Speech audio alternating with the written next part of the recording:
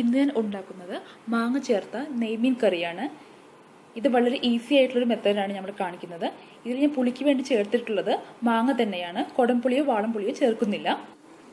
ഇതിനാവശ്യമുള്ള സാധനങ്ങൾ: നെയ്മീൻ 3/4 കിലോ, വേപ്പില 2 തണ്ട്, മല്ലിപ്പൊടി 2 ടേബിൾ സ്പൂൺ, മുളക് പൊടി 2.5 ടേബിൾ സ്പൂൺ, മഞ്ഞൾപ്പൊടി 1/2 ടേബിൾ സ്പൂൺ, മാങ്ങ ഒരെണ്ണം തൊലി കളഞ്ഞത്, തക്കാളി 1, പച്ചമുളക് 6 എണ്ണം, ഇഞ്ചി ഒരു ചെറിയ കഷ്ണം അരിഞ്ഞു വെച്ചത്, വെള്ളുള്ളി 2 എണ്ണം, തേങ്ങയുടെ 1-ാം പാല്, 2-ാം പാല്. തേങ്ങയുടെ 2-ാം പാലിലേക്ക് നമ്മൾ മസാലകളെല്ലാം ചേർത്ത് ഒന്ന് അടിച്ചു കൊടുക്കണം. മഞ്ഞൾപ്പൊടി, മുളക് പൊടി, മല്ലിപ്പൊടി ഇതെല്ലാം ചേർത്തൊന്ന് അടിച്ചെടുക്കുക. ഉപ്പ് അവസാനം ചേർത്താൽ മതിയാവും. അടിച്ചു വെച്ച ശേഷം ഈ 2-ാം പാൽ ആദ്യമായി ചട്ടിയിലേക്ക് ഒഴിക്കുക.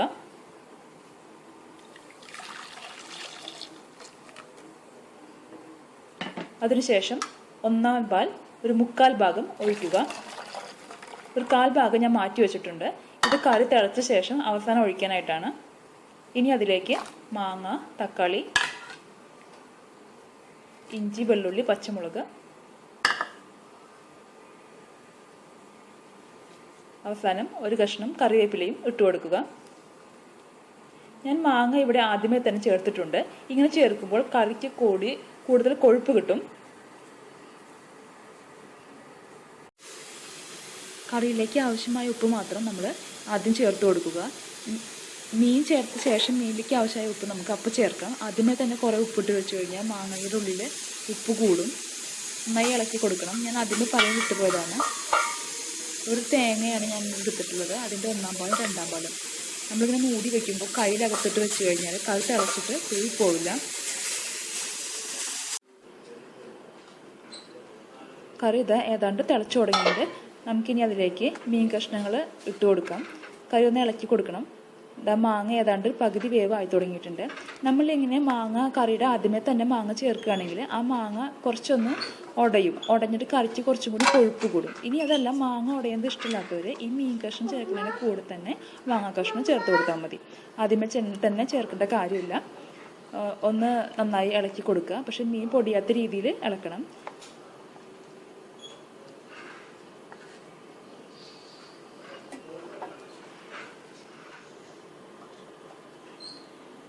മീനിലേക്ക് ആവശ്യമായിട്ടുള്ള ഉപ്പ് നമുക്കിപ്പോൾ ചേർത്ത് കൊടുക്കാം.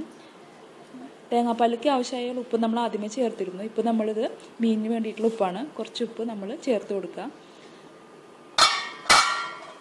എന്നിട്ട് പതുക്കെ ഒന്ന് ഇളക്കി കൊടുത്താൽ മതി. എന്നിട്ട് നമ്മളിനി കറി ഒരു മീഡിയം ഫ്ലെയിമിൽ വെച്ചിട്ട് നമുക്ക് ഒരു 10 മിനിറ്റ് കുക്ക് ചെയ്യാം. ഫിഷിന് അധികം വേവില്ല. ഒരു 10 മിനിറ്റ് കുക്ക് ചെയ്താൽ തന്നെ ഫിഷ് കറി ആയിക്കോളും.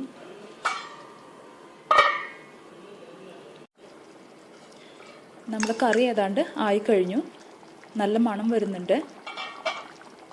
കൂട്ടാൻ നന്നായി നെയ്യൊക്കെ തെളിഞ്ഞു വന്നു. എണ്ണ നമുക്കിങ്ങനെ മീതെ കാണാൻ പറ്റും.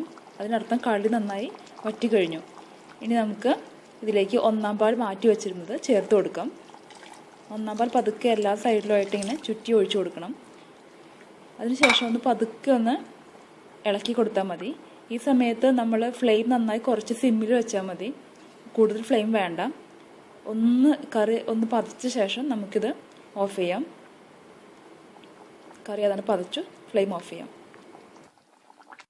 ഈ കറിയിലേക്ക് നമ്മളിനി ഉള്ളി മൂപ്പിച്ച് ചേർക്കണം. അതിന് വേണ്ടിയിട്ട് ഒരു 6 ചെറിയ ഉള്ളി അരിഞ്ഞു വെച്ചിട്ടുണ്ട്. പിന്നെ ഒരു ചെറിയ കഷ്ണം വേപ്പില ഞാൻ എടുത്തിട്ടുണ്ട്.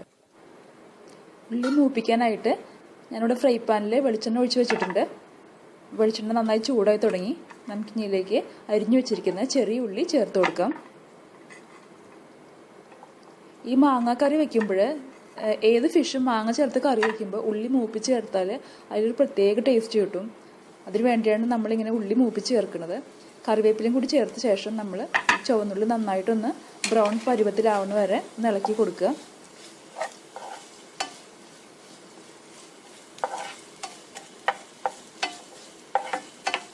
വേണമെങ്കിൽ ഉള്ളി മൂപ്പിക്കുന്ന സമയത്ത് നമുക്കൊരു ഇത്തിരി ഉപ്പും കൂടി ചേർത്ത് കൊടുക്കാം. ചേർത്തില്ലെങ്കിലും കുഴപ്പമില്ല.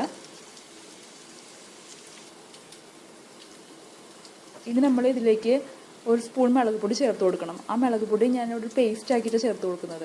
1 സ്പൂൺ മുളക് പൊടി ഞാൻ എടുത്തിട്ടുണ്ട്. അതിലേക്ക് കുറച്ച് വെള്ളം ചേർത്തിട്ട് അതൊരു പേസ്റ്റ് പോലെ ആക്കുകയാണ് ചെയ്യുന്നത്. ഈ പേസ്റ്റ് പോലെ ആക്കിയ മുളക് പൊടി ഇതിലേക്ക് ചേർത്ത് കൊടുക്കുമ്പോൾ തീരെ മുളക് പൊടി കരിയില്ല. മാത്രമല്ല കറിക്ക് നല്ല കളറും കിട്ടും. ഉള്ളി ഏതാണ്ട് ബ്രൗൺ ആയി വന്നിട്ടുണ്ട്. ഇതിലേക്ക് ഒരു 1/2 ടീസ്പൂൺ മല്ലിപ്പൊടിയാണ് ഞാൻ ആദ്യം ചേർത്ത് കൊടുക്കുന്നത്. മല്ലിപ്പൊടി ഏതാണ്ട് ഒരു പച്ചമുളക് ഒന്ന് മാറിക്കഴിഞ്ഞാൽ നമുക്കിനി പേസ്റ്റ് ആക്കി വെച്ചിട്ടുള്ള മുളക് പൊടി ഇതിലേക്ക് ചേർത്ത് കൊടുക്കാം. പേസ്റ്റാക്കി വെച്ചിട്ടുള്ള മുളക് പൊടി ആയ കാരണം കുഴപ്പമില്ല, ഈ മുളക് പൊടി കരിയില്ല. നമുക്ക് ധൈര്യമായിട്ട് ചേർത്ത് കൊടുക്കാം. ഈ പേസ്റ്റാക്കി മുളക് പൊടി ഇങ്ങനെ ചേർക്കുന്നതുകൊണ്ട് കറിക്ക് നല്ലൊരു കളർ കിട്ടും.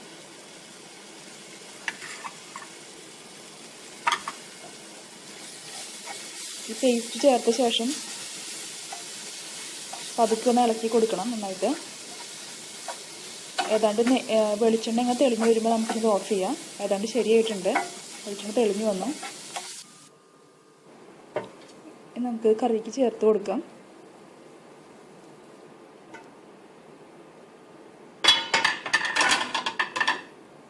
കറിയിലേക്ക് ഇത് ചേർത്ത് കൊടുത്തിട്ട് ഒന്ന് പതുക്കെ ഒന്ന് എല്ലാത്തേക്കും കൂടി ഒന്ന് മിക്സ് ചെയ്ത് കൊടുക്കുക. കറി റെഡിയായി കഴിഞ്ഞു. മാങ്ങ ചേർത്ത നെയ്മീൻ കറി റെഡി ആയിട്ടുണ്ട്. ഇത് ഊണിനോടൊപ്പം കഴിക്കാൻ നല്ല ടേസ്റ്റി ആയിട്ടുള്ള ഒരു കറി തന്നെയാണ്. എല്ലാവരും ട്രൈ ചെയ്ത് നോക്കുക.